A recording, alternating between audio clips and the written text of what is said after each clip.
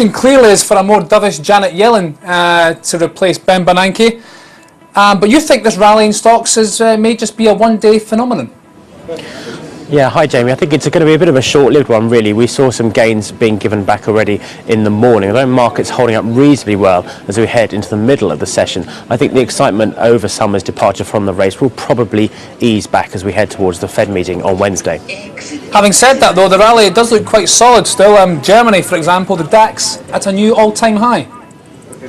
Well, there are still reasons, I think, to be optimistic, and we know the economic data has really improved over the last few weeks. So I don't think this move this morning is purely based just on that Larry Summers move. We also have some optimism coming back over the news that there's some agreement coming through on Syria. But the strength of the European economy is something I think we should take note of really at the moment. Signs that Europe is perhaps not as bad as we had previously thought. Indeed, and I think today UBS upped their forecast for Eurozone GDP. So what are the levels we should be looking at next on the DAX if we're in uncharted waters?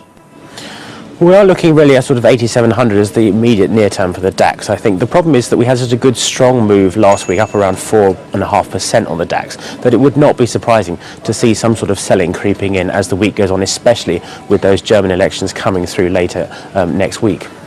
Okay, and the same question for the Eurostoxx 50, if you want to use that as a benchmark for Europe, and the FTSE here in the UK. Do you think there's going to be a bit of a pullback before we move higher? I think it's almost certainly the case, really. Those other two indices didn't see quite the same gains that DAX had, but really the nervousness ahead of the Fed meeting on Wednesday is the most important thing to watch out for, I think. And what are the levels, once the Fed is out of the way, that we should be looking at on these two indices?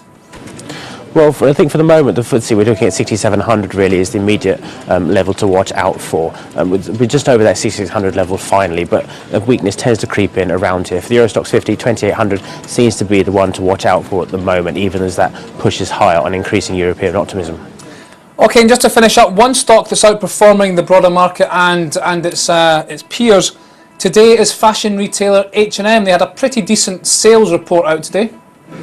Well, exactly. That's a 4% rise in like-for-like sales, and that's the strongest rise we've seen in 11 months and just ahead of expectations. So I think it really does sort of build into that European story of increasing economic growth and confidence among consumers as well. We need to see whether this is just going to be a flash in the pan, but for the moment it does look as if fashion retailers like H&M will do better in the near term.